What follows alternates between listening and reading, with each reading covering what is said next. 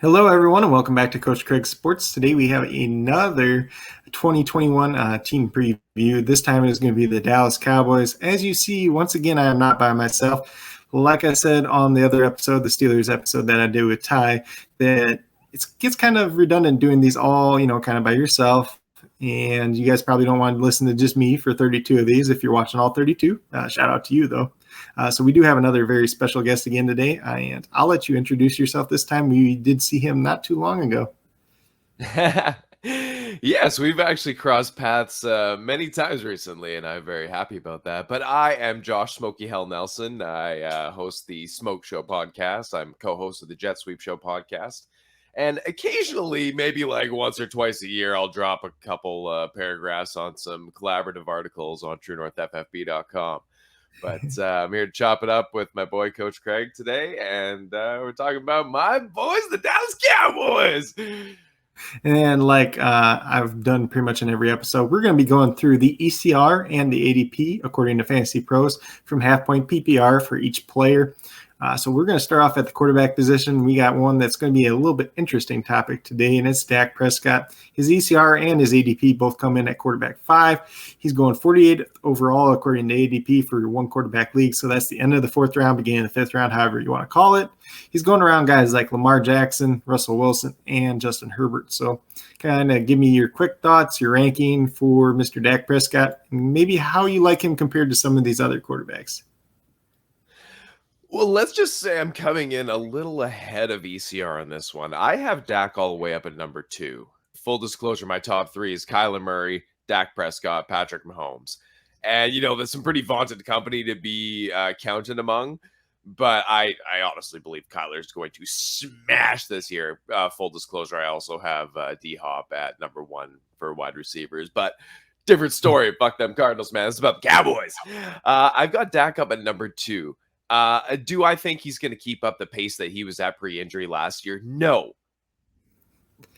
Do I think the defense has gotten much better? No. So we've seen him be able to do that. And you look at him, this is a guy that can chuck it. And look, he's got guys that can catch it. Many of them. We have a dearth of talent at receiver, and that includes our receiving backs. He has so many options. He can sling the ball. Am I worried about the run game a little bit with him? Not as much. He's still going to get those looks around the goal line. You can peg him in for 5 to 6 rushing touchdowns. Am I worried about the ankle? No. Am I worried about it magically falling off? No, it was a break. It was a fracture. That's what we want to see. I mean, we don't want to see injuries, but those are the ones you want to see. I have full 14 out of 10 confidence in Dak going forward. If anything, the only thing I would be worried about is a bit of the mentals. When he came in, him, taking that option, rolling out, and just taking off with it, maybe that slight hesitation in the initial couple games, but that'd be it. That's the only thing I'm possibly worried about when it comes to Dak. So I have him at number 2. I am drafting him with full confidence in any league I can grab him in. Yeah. Are you worried about the shoulder a little bit at all? Not really. I mean, do we need to see him in preseason? No. That's my quarterback, man. To quote Theo, that's my quarterback, man. Like, we know that he is the truth, and the more the resting him, fantastic. I don't want to see him out there in preseason. I don't want to see some nothing game possibly affecting the quarterback for the games that actually matter. So, no, I'm not concerned absolutely at all about the shoulder. You're seeing him chuck it pregame in these preseason games anyways, and he looks great out there. So there's a little bit of conspiracy about that. Some people think maybe they said that so he has a little bit more time to rest his ankle and everything too. Or, maybe he's just got it. Maybe, he's not used to throwing 100 balls a day, and he did that, for a week and a half straight, and his arm just got a little tired. See that happen a lot in like baseball too, especially early on when guys are trying to ramp up and they throw too many pitches and then they got to take a couple of days off. So we'll just see how it is. He comes in at my quarterback 4, so I'm a little bit above ECR and ADP, a little bit below you. And then we'll move over to running back though. And we got Ezekiel Elliott. We'll start off with him. Comes in at ECR running back 5, ADP running back 5 and number 5 overall. He's going around, the likes of guys like Derrick Henry, Alvin Kamara, Nick Chubb, Saquon Barkley, Aaron Jones, kind of whoever you want to throw in that mix. Where do you got him at? I have him at running back 4 as well. So for me, it comes down, I got Christian McCaffrey, Alvin Kamara, Dalvin Cook, and then Ezekiel Elliott. So those are my top 4. See, our top 4 is exactly the same. Just you switch 2 and 3. I think Cook has I think this might be a career year for Cook, the way things are lining up. The defense is back. Zimmer's going to be running that thing. Anyways, Cowboys, focus. I also have Zeke at number 4. Again, last year, people want to bag on Zeke for the year that he had last year. He was still running back 9, man. What do you guys want? He was a top 10 running back on a down year, playing with the likes of Andy Dalton and Ben freaking DiNucci. I mean, what do you expect? He was still a top 10 running back. Zeke is going to bounce back this year. He's not going to bounce back. It's not to bounce back from. He is still a top 10 back at the very least, and I think he is safely a top 5 back on volume alone. This guy that's what you want, is safe volume with the opportunity for upside, and that's what Zeke provides still, because he is great in that passing game still. So I love that we both have him at 4. I like it when we agree on things because you're smart, and I like hitching my ride on that. You can almost look at it as the perfect collapse of everything. He had COVID before the year, didn't come in the best shape because of it. Probably dealt with some lingering after effects too. Dak goes down. Offensive line, you're playing with second and third string guys. Some of these guys were undrafted free agents that just got thrown in the mix, especially at tackles. So it's just like everything that could have gone wrong. Then he had a little bit of a calf or a thigh injury. I can't remember which. And he played with that for like 5 weeks. He missed the one game with it, and Tony Pollard went off, and everybody's like, oh, well, see, Tony Pollard's all right. Yeah, Zeke's been playing hurt all year. I don't get me wrong. I love Pollard. Sorry, I'm just trying to find Pollard in my rankings here. I've got Pollard at running back 43. That's where he comes in at ADP as well. And ECR, he's 45. Going about 119 overall. So you're looking end of round 9, beginning of round 10. Yeah, see, I don't hate that because, Pollard is going to have a little bit of standalone value as well. It's not going to be enough other than, covering like a bye-week flex or something like that. But we've seen the talent there if Zeke were to go down. When it comes to the handcuffs for those top backs, he's one of my favorites because we have seen him smash in this role. And with a healthier offensive line than they were dealing with last year, with actual NFL starters coming into those positions again, and with Dak back there, if Zeke were to go down, Pollard would be a top 10 running back. Minimum. Just, because he's going to get that volume. We've seen him do it. These are the guys that Tony Pollard's going around. So it's Jamal Williams, Latavius Murray, and Nyheim Hines. How would you rank those 4 guys? Sorry, Latavius Murray, Nyheim Hines, and Jamal Williams. Okay. So pretty much guys that have standalone value, but if the guy in front of them would go down, they would have a pretty big workload. See, I've got Hines, the highest of them all, at 41, and then I've got Pollard at 43. I've got Hines a bit above because I think he's going to get more standalone passing game involvement, like third down usage, which I can't say that I agree with, but I know the team loves him. I think JT could smash in a 3-down role, but that is what it is. They've been proven to use Hines. They're going to use him. So that's why I've got him ranked a bit higher because he does have proven standalone value. And then I've got Pollard at 43. I've got Latavius Murray only one spot down at 44. And then I've got Jamal Williams down at 49. I believe in Swift. I think Swift's going to smash this year. So while Williams can, I don't know if he will. Just opportunity-wise. Anyways. Yeah, that's how I see that order shaking out. And I think for me, Latavius Murray was the one that I like probably the most out of that whole group, just because if Taysom Hill gets the job, we've seen him have more touches when Taysom Hill was involved. And if Kamara's playing wide receiver a little bit more with Michael Thomas gone, if you get 12 touches a game out of Latavius Murray, that gives you some value. Plus, we've seen when Kamara goes down, he has that number one overall on a weak upside too. So that's kind of why I like him. Jamal Williams, like he's there, like he could have a standalone value, but if DeAndre Swift goes down, like yeah, he's gonna have some value, but he's gonna be a running back too, essentially. On the Detroit Lions, like I'm all right without that. Yeah.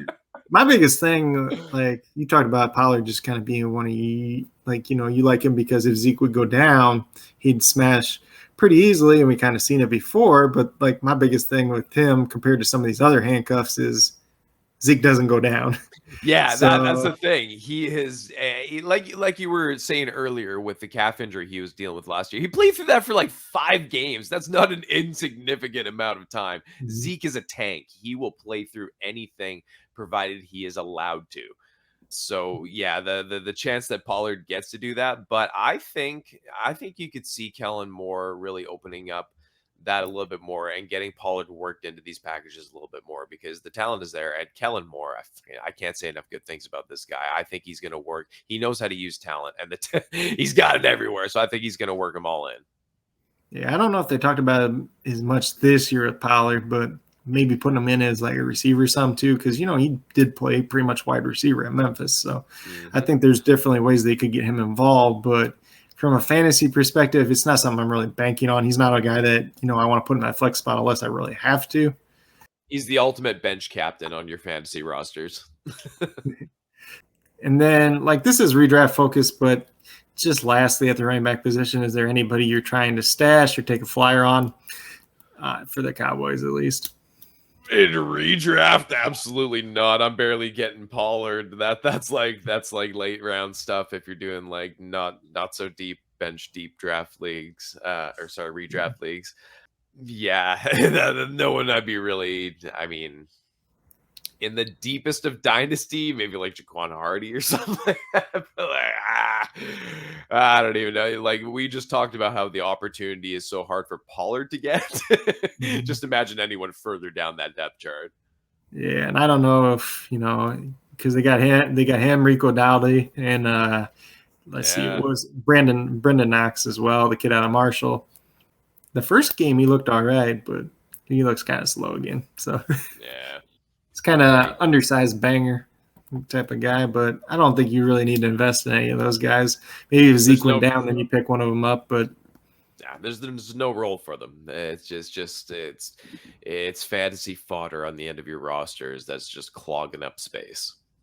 Yeah, so we got the wide receiver group. So we'll start with CeeDee Lamb, which I know is your boy already, and oh yeah. So ECR, he comes in at wide receiver 12. ADP comes in at wide receiver 12 as well. 36th overall. So the end of the 3rd round, beginning of the 4th round, he's going around guys like Allen Robinson, Mike Evans, and Chris Godwin. So you got the Tampa Bay duo there as well as Allen Robinson. So this might be one of my hot takes for the year, we'll say, or whatever, bold predictions, because I don't think it's that hot. But I've got CeeDee Lamb all the way up at wide receiver 7. I am a huge believer in this talent, even before he got drafted to the Cowboys, which I still cannot believe that Atlanta let us. They gifted us. They put a goddamn bow on CeeDee Lamb for us at 17 over. I still can't believe it. Anyways, I have him up at 7. Like I said, I have Dak at 2 because I'm a believer in this offense. This offense has all the potential to be like record-breaking, like high numbers smashing totals, health granted. But you can put that caveat on any team, any offense, anything like that. Excuse me. So if I've got a guy like Dak as high as 2 for quarterbacks, it necessitates some of those skill positions being high. And for me, that's CeeDee Lamb. I think this guy's going to absolutely explode. He was nearly a 1,000-yard receiver last year with Andy Dalton, Ben DiNucci, and all that, playing like 95% of his snaps out of the slot. Am I wrong? Like he didn't move out of that. And we've seen what CeeDee Lamb can do. He can do the contested catches. He can do those 50-50 balls. He can do everything. He can be moved anywhere and he can do everything. He is so bloody talented. And now that we're seeing, like, we're even hearing reports that Michael Gallup is moving more into some slot work and everything in camp, and that's great. With the receivers that are as versatile and talented as they have, they should be moving these guys all around the lineup, creating those mismatches. I mean, if you know that CeeDee Lamb is only going to be in the slot, you only have to game plan for CeeDee Lamb being in the slot like that. And Amari's not going to be as great against those top corners as CeeDee Lamb can be, man. He's so good. So good. So, yeah, I've got him up at 7, and I don't think that's a hot take. I think that he can be one of the top receivers in this league as soon as this year. So you're taking him over all three of those guys then? Allen Robinson, Mike Evans, Chris Godwin? Yeah, I've got those guys. I've got Robinson at 13. I've got Evans at 14. And I've got Godwin at 17. I've got him a healthy amount above those guys. I'm taking CeeDee Lamb over guys like DK Metcalf, over guys like Keenan Allen. I'm taking him over fellow draft class person Justin Jefferson. Like, I think that the offense in Minnesota is going to see a bit of a regression from those numbers they saw last year. And if Zimmer gets his way, that run game is going to be the feature of it. So, yeah, I'm taking CeeDee Lamb over everyone that's not named DeAndre Hopkins, Devontae Adams, Tyreek Hill, Calvin Ridley, Stephon Diggs, and A.J. Brown. And I could even make the case if I'm doing a stack, depending on league format, that I'll take him over some of those guys. Yeah, I think that's pretty fair too. I think he's definitely got top 10 upside. It just depends on how everything shakes out too. And if Amari Cooper goes down, which we'll probably talk about in a minute here, I think CeeDee Lamb blows up, and I think Michael Gallup's a crazy value then too. But yes, oh my God, he is one of the best values you can get at wide receiver. And like, I've got him ranked. I mean, before we move on, I think you probably want to touch on Amari, right? Yeah, we'll go to Amari next. So Amari Cooper comes in at ECR wide receiver 16, ADP 17. So not much difference there. So pretty much ADP and ECR are pretty tight with these Cowboys so far. He's number 43 overall. So you get him, about the middle of the 4th round or so. So half a round after CeeDee Lamb, but pretty much in the same realm. He is going around guys like Julio Jones, Robert Woods, and Cooper Kupp. So the 2 Rams wide receivers there. Yeah, I've got Cooper. I'm right in line with consensus on that. I think the market is correct on Amari Cooper. There's a slight hesitation or risk factor baked into his price right now. I think we were talking before the show about how earlier on in this draft season for us diehards who didn't just start a week ago, Amari's price was considerably higher. Around the top of the second. Top of the wide receiver 2 range, where now he's more towards the middle. As far as being around those players that he is with ECR, I've got Woods considerably higher. I think with Stafford this year, and we touched on that on one of my episodes, the potential for guys like Woods to absolutely smash. I've got Woods at wide receiver 11. And I think that's a bit higher than the consensus, obviously. But I think with Stafford, one of those guys is going to be an absolute hero this year. My money's on Robert Woods because I love that guy. He can do it all. But we're talking about Cowboys. I keep getting distracted here. I would take Woods clearly over Cooper. I'd be happy with that because I've got Woods ranked high, like I said, and you're getting him much lower than that. So I think he's a good value. But I don't hate Cooper where he is. I've gotten a couple shares this year. Like I said, I think the market's correct on Cooper. Yeah, so I got him wide receiver 19 right now. I take both the Rams. Personally, I take both the Rams wide receivers over him. Him and Julio is kind of where I get to that decision point because they both come with that risk factor. Julio's kind of have the hamstrings. Even though, he's been relatively healthy outside of last year. But then last year, he missed about half the year. But those hamstrings, they keep acting up. Could he have played through some of them? That's a big question, too. Did he just really want to get out of Atlanta? We see wide receivers with that happen, too. Obviously, Kenny Galladay is a good one to mention with that, with his hip injury where, Thanksgiving, he was practicing in a limited capacity. And then all of a sudden, he just doesn't practice the rest of the year. But that's a whole nother story for a different day. Like I said, like we talked about a little bit before the episode with Amari Cooper, he's kind of got that plantar fasciitis in his foot. something that's never really going to go away. And when it acts up, he's probably going to come out of the game. He might miss a game because of it.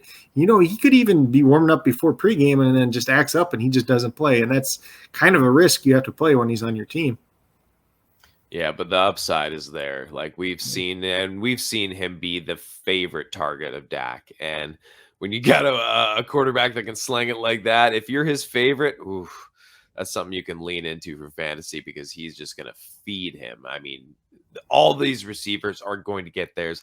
And don't give me this too many mouths to feed argument. When you have a passing offense that can put that kind of volume out there, everyone's going to get fed. I wouldn't even worry about it. I would venture to say that all three of these top wide receivers on Dallas are going to get over 100 targets each. Yeah, pretty easily, I think, too. And Yeah. I think when I was going through projections, I had them for the most plays ran just because of the defense, too. Yeah. Plus, they were top 5 in pace of play, too. So it all kind of adds up in the end, too. We saw it last year with Seattle, at least in the beginning of the year. If Dallas can do kind of what Seattle did at the beginning of last year, we're going to be, Dallas even did it too, but I don't think, Dak's not going to be on pace for 6,000 yards.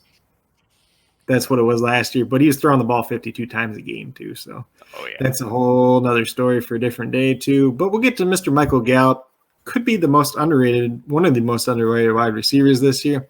ECR 45, ADP 47, going 122 overall. So we're talking the beginning of the 10th round. He's going around guys like Michael Pittman Jr., Corey Davis, who I do like quite a bit, and Marquise Hollywood Brown. Oh my God. I also love Corey Davis. I think he's going to be such a smash value this year. I mean, he's the cheapest wide receiver one you can get out there.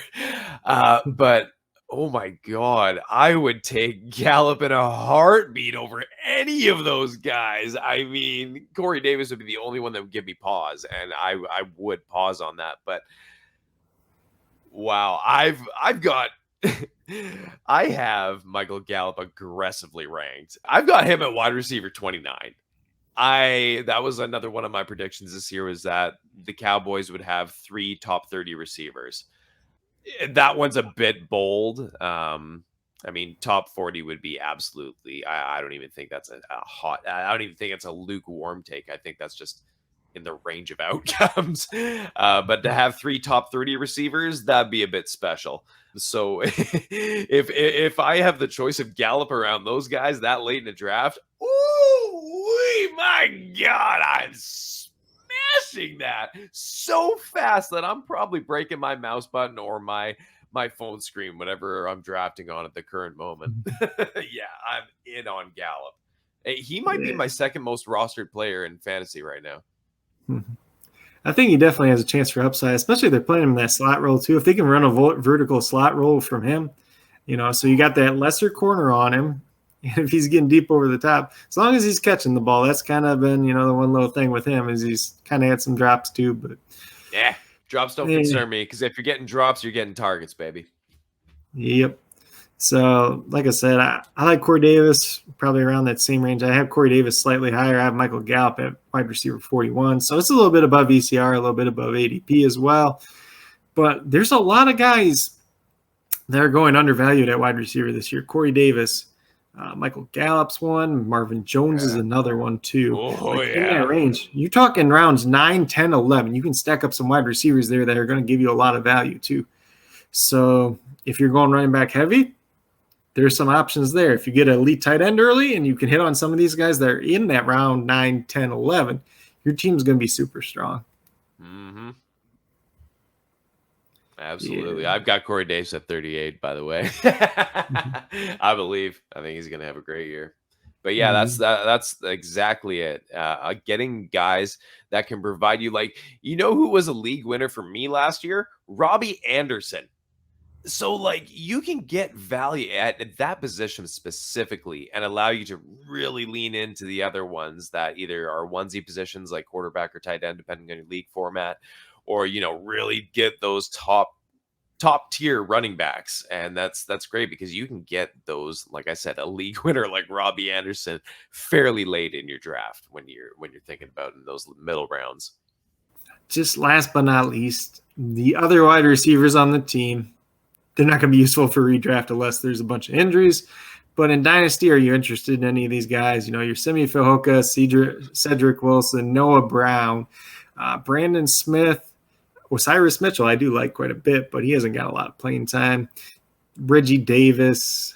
I can't even think of the other two right now, but the Rhode Island kid, Aaron something. I can't remember his last name. Yeah, honestly, out of that list, there's only two that even interest me, and I'm starting to wane a little bit on one, and that's Simi Fehoko. I was pretty in on this guy after the draft. Actually, just before the draft, before I found out he was a Cowboy, Mark Mathick, lead designer for Viridian Global and also a fucking sharp fantasy mind, he turned me on to him in the pre-draft process. I'm like, okay, so I started looking at this guy. He's a big kid. And then the Cowboys snagged him up. I'm like, okay, I'm a little interested. I even did a quick hitter video on him, and the potential would be there because in this receiver group, there are a couple different possibilities after this season contract wise. I mean, Michael Gallup's a free agent coming out of this season. Amari Cooper has an out in his contract where the team could basically just walk away with very little penalty on it. So there's different options. And if one of those paths were to be taken, there's going to be opportunity in this offense. But the only one that I could see ascending at this point is Cedric Wilson.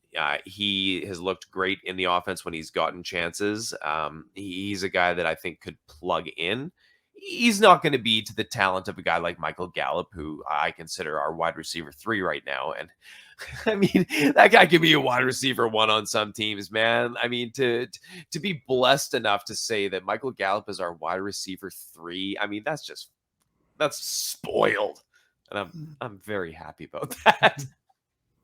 But yeah, as far as those other guys in Dynasty, I think there's so much better options out there. But I mean, if you got the bench space for a guy like Cedric Wilson and those really deep leagues, deep rosters, I mean, go for it. Simi's more the upside play, but from what I saw in preseason, he didn't really stand out to me. He didn't even look that big out there. I mean, like. Yeah, he's an interesting player. He just he ran a fast 40 time, but he doesn't separate on the field. And the same thing happened at Stanford. I think he was a guy that personally I think he'd be better converting to tight end. Because he does have some size. If he just bulks up a little bit, it's not that much different than Jacob Harris, but we're not going to go down that road. We'll get over to tight ends, though, too. This is kind of an interesting one because obviously Blake Jarwin was everybody's preseason hype tight end last year. And then obviously towards the ACL. So he missed all the year pretty much besides a little bit of the first game. Dalton Schultz kind of took over. He looked all right. He could have helped your fantasy team a little bit some weeks. And then other weeks, if you started him, you weren't too happy either. So Blake Jarwin comes in at ECR 21, ADP 22. He's on the fringe of getting. So, if you're in a 15, 16 team league, he's getting drafted the last couple of rounds. Dalton Schultz, ECR 36, ADP tight end 38. And he's pretty much going undrafted everywhere. So, maybe your thoughts on the tight end position as a whole. Do you think either one of these guys offers enough value? Who do you think ends up starting? And there's a lot of different aspects to this question or to these questions even. There is. And I mean, pre-CeeDee Lamb, we saw the tight end be an involved position. I mean, granted, it was the corpse of Jason Witten out there. We were trying to make relevant, but when you think about the way that they can use these guys, I think it's tough. I mean, Jarwin's the guy. Jarwin's going to be their guy, but he's not really a target of mine unless I've completely punted the top ends of that position. That's really not something I've done this year. If you know me, I am an elite tight end or elite 2 tight end kind of guy. But if you're doing a build where you're just going heavy on the more lucrative skill positions, we'll say, and you're just punting it completely. I mean, I've got Jarwin at 13. I've got Schultz at 26. I mean, there's no value on Schultz unless Jarwin goes down, which, can happen. But am I drafting a tight end handcuff for a guy that I don't even have in the top 12 of tight ends? I mean, no disrespect, but I mean, that's not something that really interests me. I don't think that's a very smart fantasy move. I mean, a tight end handcuff in and of itself. I mean, if you consider Goddard Ertz's tight end handcuff at this point, still, that's the only one I think would be kind of legitimate. But that's just not a strategy. I think is a strategy. Unless you're in Dynasty or the Scott Fish Bowl, those are like the only two. And in those two leagues, I think you could do it with a couple different guys. You could do it with a Noah Fant and Albert O behind him. You could do it with Austin Hooper and a Harrison Bryant behind him too. There's a couple different ones. The Patriots tight ends obviously are a big one. There's ones that you could do it with, but it's more in that type of setting more than a redraft. And me personally, I think these guys could kind of cannibalize each other to where neither one of them are relevant. Because look back to even when Blake Jarwin and Jason Witten were there. I know Blake Jarwin, they were kind of throwing him some of those tight end screens. He's the more athletic guy, kind of doing that type of thing. But, Jason Witten's the more reliable guy over the middle, make the catch, get the first down. Like, it could be very similar to that. And I think there's a chance maybe both these guys, finish as tight end 25 and 28 or something. And just doesn't help anybody. Yeah. Personally, I got Jarwin at 22 and Dalton Schultz at 32. So they're not really anybody I'm going after.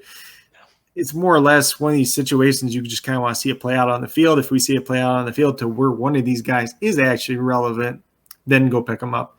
And we know Dak likes to throw the tight end position too. Mm-hmm. Yeah, like I said, the usage has been there. We've seen it.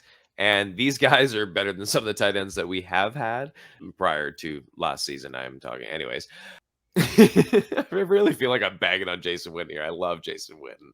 He is a stalwart in our franchise, and he did great things. But, maybe some guys play a little too long. But that's neither here nor there. He's not an option in the fantasy world right now. Yeah, these guys are not guys I'm targeting unless, but like you said, keep your eye on them as like top waiver targets. Were something to happen in this offense, anyone goes down, it's going to be next guys going up in the priority order in this passing game. And that's going to include the tight end positions. So you're going to see, if Lamb went down, if Cooper went down, if Gallup went down, you're going to see more of those targets funneling to the tight end. Don't keep them as must draft targets unless you're in a tight end premium or that kind of situation, but keep them as priority waiver targets. That's where I would classify these guys at this current moment. Yeah, and even with like what you said there too, like if one of the wide receivers goes down, we could even go from seeing more 3 wide receiver sets to more 2 tight end sets to where they might both be on the field more often to where they have more opportunities as well. Yeah, because the talent is there to run 12 personnel with guys like this. My next note was, other dynasty stashes we might have missed. I think we pretty much covered anybody. I'm not really, and correct me if you're wrong, I don't think you are too interested in any of the other tight ends they have further down the depth chart. God, no. I mean, Nick Eubanks has a little bit of athleticism. He's looked all right in the preseason, maybe makes the practice squad, but he's not a guy I'm going out and putting on my taxi squad in Dynasty. So we'll talk about the offensive line real quick. I got a couple notes. If you have anything to add to it, I don't know how much you are involved with the offensive line, but I'm going to run through it real quick. Yeah. So these are the projected starters, according to ourlads.com. They are one of the best depth chart places out there for information. So we got Tyron Smith. The biggest question with him is, can he stay healthy? He only made 2 starts in 2020, and the 4 years before that, he's missed 3 games as well. So obviously durability is a big thing with him. They didn't really bring in a lot of our line. And they didn't really bring in anybody like decently proven to back him up. We'll get into that a little bit more later. Right now they have Connor Williams projected as the left guard. He has been also taking some snaps at center the preseason as well. Pretty much the biggest thing with him is, can he step up? Because they kind of drafted him relatively high. They kind of had high expectations for him. As long as he stays away from fistfights with Aaron Donald, he'll probably be all right. But we'll see if he sticks at left guard or center. It seems like he's probably going to start in one position or the other at this point in time. We got Tyler Biadasz, who is a second-year player out of the University of Wisconsin, former 4th-round pick. He made 4 starts in 2020. He's the best rookie center that started last year, but there wasn't many of them that did start, so doesn't say too much there. Can he take that next step up? Had a little bit of struggles in the preseason so far. Fun fact, he's actually from the town that I do live in now, which is a relatively small town. So, kind of ruined for him. He gets some articles in the local paper and stuff like that. The big name on the offensive line is obviously going to be Zach Martin. This dude's a stud as long as he's healthy. He missed the 6 games last season. He played one game where his calf was hurting him, and they were actually playing him at tackle too at this point in time because he was their best offensive lineman, obviously. And I don't know if you know very much about this or not, but you can correct me if I'm wrong. He kind of tore his calf muscle kind of off, if that makes sense. But he had surgery on it. Seems to be doing well, so not really too concerned about him. Then Lyle Collins, coming off a hip surgery that missed all of 2020. He's going to be back. He's played some preseason with mixed results. He looks fairly good, but he's allowed a couple pressures, a sack as well in the preseason. Then probably the biggest name I'll throw in for the 6th guy that could also be starting, that's Connor McGovern, 3rd-round pick. A couple of years back, he had 8 starts in 2020. He could end up starting if Connor Williams starts at center.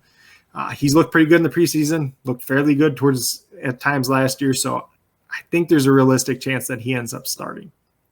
The other key reserves that they have Josh Ball, who is a 4th-round pick out of Marshall. He's a project tackle. They're unlikely to cut him just due to the fact that they spent a 4th-round pick on him this season. I really haven't followed him in the preseason, but from the depth chart, it looks like he's a little bit lower down. He's probably just going to be that emergency. Most teams keep 9 or 10 offensive linemen. He'll probably be like that 9 or 10th that they'll be willing to throw in there. He started off his career at Florida State, if you don't know a lot about him. Got into some legal trouble there, ended up at Marshall. Very, very big guy, very raw, needs a lot of work, though. Yeah, he's then like 6'8", right? Yeah, he's like 6'8". I think he's like 350 pounds. I might be a little bit wrong with that. He might have lost a little bit of weight now. But then they do have Ty Neshke, who is a versatile veteran, comes over from Buffalo. He's 35 years old, though. He has some experience starting at both tackles, starting at both guard spots. He has 17 career starts across like 9 or 10 seasons. Does he end up making the team? That's kind of a question. I feel like since they brought him in, he has some experience. They're probably going to keep him around. Then I think they're going to. Yeah, the other guy that is listed at both tackle and guard on the depth chart is Brandon Knight. He had 1 start in 2019 as an undrafted free agent, 9 starts in 2020 with very, very mixed results. Let's put it nicely. Yeah, I believe he allowed 6 sacks, and I believe Terrence Steele, the other guy that was an undrafted free agent that started from last year, also allowed 6 sacks. And they're both undrafted free agents, 1 year apart. Terrence Steele actually made 14 starts. He's kind of the guy on the fence for me. I don't know if he's actually going to make the team with Ty Neshke being there. Supposedly he bulked up this offseason. He's supposedly looking better, but he's kind of on the fence. And then the other guy on the fence is Matt Farniak, who is a 7th-round pick out of Nebraska, a guy that a lot of people didn't really think was going to get drafted, not on a lot of people's radars. I believe he started 3 years or 2.5 years for Nebraska, mainly played guard there, but he's been playing some center this preseason. He's probably a guy they'll cut and try to keep on the practice squad later. I don't think he's going to be heavily coveted by a lot of other teams, though, so they can probably sneak him through that way. But are they going to keep 9 guys? Are they going to keep 10 guys? If they keep 10 guys, maybe Terrence Steele makes it. Maybe he doesn't if they keep 9. Do you have anything else to add for the offensive line besides praying to God they stay healthy? I mean, that's definitely the 101. But no, these other guys that you're mentioning here that they've been bringing in, the thing that has been the common theme among them is the versatility on the line. These guys can play multiple positions, and I think the Cowboys are really hammering on that because of what happened last year. They're making sure all of their bases are covered in case all of their bases go up in flames and out on a gurney like last year. So you need that positional versatility where you can plug these guys in at multiple spots on the line, not just like the best at those one spots, but guys that can competently play at multiple spots. So yeah, I think that's kind of the direction they're headed in. They're going to bring 7-8 linemen in on game day. Yeah. So, like I said, most teams keep 9. They usually dress 8 on game day. They might end up keeping 10. They might be one of the few teams that does it just because of all the issues and the health concerns that they have had. Yeah. One common theme also too is a lot of these guys are pretty big, especially when you compare it to their their peers at their position. Let's put it that way. You look down the line, they're almost all 6'5", like 315 plus. Yep. Yeah, so they're trying to be big and intimidating, at least in physical. So the one thing I would probably have liked to see is maybe bring in a little bit better veteran tackle for a swing tackle than the Dynasty, but he does have experience there. Some of these other guys, they were forced to play, so they do have a little bit more experience than that. What might be the one silver lining from last season. But that's pretty much all we got for this. Is there anything else you'd like to say before we get out of here? And any plugs that you'd like to make as well along the way? How about them Cowboys? No, I don't got a whole lot to plug. You can follow me, as you can see below, on Twitter at TNFF_Smokey. That's SMOKEY for all your fantasy needs. Then you can also follow the_smoke_show, which is the Smoke Show, and at Jet Sweep Show. And that way you can follow along with all the craziness that I come out with. It'll be on one of those 3. Yeah. And what's the date? What's the date for the official return of the Jet Sweep Show for the people watching? So that will be, I guess I should explain what that is. So me and my co-host, Will, you can find him on Twitter at It's Harris Time. We come live at you as soon as Monday Night Football is on. Awesome. Be watching your game. But the second halftime hits, you better be coming on to YouTube. You better be coming on to Twitter, Twitch. We're everywhere. You come and watch us. The second halftime hits, we start. The second halftime is over, we're done, and we're getting you back to watch that game that is hopefully better than some of the Monday Nighters we had last year. But yeah, that's going to be the thing. We're just a quick halftime show, get you caught up in the week in fantasy football, get you prepared for the week ahead in fantasy football, and get you some championships, baby. He brings the knowledge, I bring the entertainment. I'm the color guy on the broadcast. Yeah, so I believe that is September 6th, the first time that's coming back, correct? I believe so. Yes, sir. Yes, sir. We are getting very close. Our days are in the 20s now. And then for the people out there too, since there's Sunday night, since it's Monday night, sometimes they have the Monday night doubleheaders. Which one will you be doing it if there is a doubleheader? That's a great question that I have had zero thought about. Who knows? Maybe if Will's down, we could do a doubleheader and come at you on both half times and do I don't know. We'll figure something out, but that would be kind of fun. Yeah, all right. Guys, stay tuned. Obviously, you'll be tweeting something out about that if that is the case. I don't know if there's many doubleheaders this year or not, but well, if there is, I'm down for it, baby. I don't know. I might have just signed Will up for something he didn't want to, but I'll be coming at you. Yeah, sounds good. But once again, it's been a blast, a pleasure having you on once again. So if Thank you guys, my friend. Yeah, and if you guys have enjoyed Smokey being back on once again, you want to see him on sometime again in the future, be sure to leave a comment down below. If you want to see other guests come on once again, I'll be having few more coming out this week as well. So definitely going to be doing a lot of team previews this week and next, ramping up to the season. Hopefully getting to all 32 teams. Not sure if we're going to quite get there. Just a lot of teams to do. So hopefully you guys all enjoyed once again. And then as always, if you are new to the channel, please consider subscribing. Definitely would appreciate it. It definitely helps to build the community that we're trying to build here at Coach Craig Sports. And then, that's one that's truly about you, the viewers, helping you guys with your fantasy football, your DFS needs, whether it's NBA or NFL. Talking some NFL news, talking some NFL draft prospects as we get moving along in the season as well. Definitely going to be a lot of interesting content coming out this season. If there's anything in particular you guys would like to see, be sure to let me know down in the comments. Definitely would appreciate it. And once again, thank you guys for tuning in today. Definitely appreciate you taking the time out of your day to watch this video. It definitely means a lot to me, and I assume it means a lot to Smoke as well. Damn right. But with that being said, we both would like to wish you a great rest of your day.